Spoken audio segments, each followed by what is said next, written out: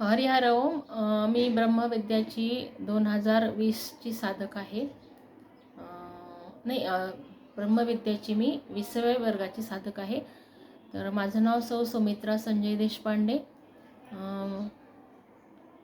तालुका केज, जिल्हा बीड. मी केज येथे वास्तव्य करते.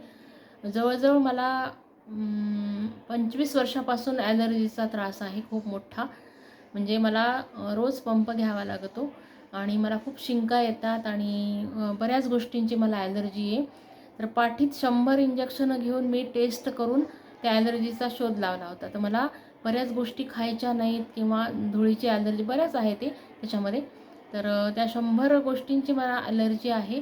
तर जवळजवळ 25 वर्षापासून मी त्या ह्याच्यामध्ये होते की आपलं हे काय आपलं जीवन आहे, आपल्याला म्हणजे कुठली गोष्ट एन्जॉय करता येत नाही, काही खाता येत नाही, गर्दीत जायचं नाही, धुळीचं वगैरे सगळ्या गोष्टी अशा होत्या. पण एक माझं काहीतरी पूर्वसुकृत असेल किंवा माझी काहीतरी साधना असेल आदल्या जन्मीची, म्हणून मला सविताताई लोणकर यांनी मला ही ब्रह्मविद्येबद्दल माहिती सांगितली आणि मी यामध्ये जॉईन झाले.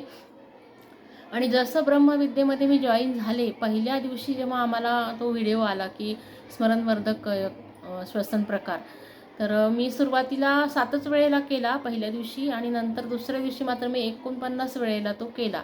थोडा त्रास झाला मला, म्हणजे आपल्याला सवय नसती त्या गोष्टीची.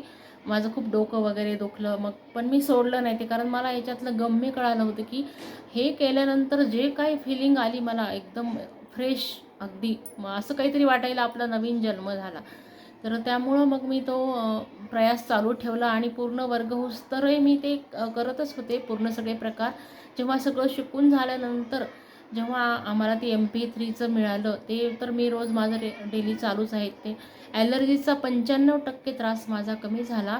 तसेच मला एक उत्साहवर्धक वाटतं रोजच्या जीवनामध्ये की आपण आज जेव्हा सकाळी झोपेतून उठलं की मी स्वस्थ, मी मस्त, मी आनंदी असं म्हणून जेव्हा मी उठते, तेव्हा वाटतं की आजचा दिवस खूप छान आहे आणि खूप छान जातो हा दिवस. परत ते पाण्याचा प्रकार पण मी केला, सरांनी सांगितले ते, तर तेव्हापासून तर एकदमच फ्रेश वाटायला लागलेलं आहे. तर सर्वांनी ही विद्या जतन करावी, करावं, ह्याचा अवलंब घ्यावा.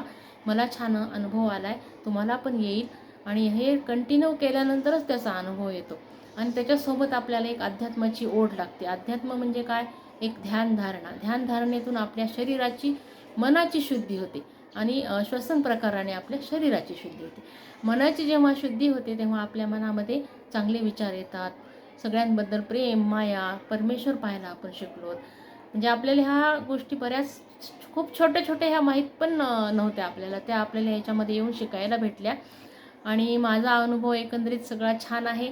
तुम्ही सर्वांनी छान शिका आणि एकदम निरोगी सदृढ राहा आणि ह्या ब्रह्मविद्याशी जोडलेले कनेक्ट राहा. हरिहर ओम.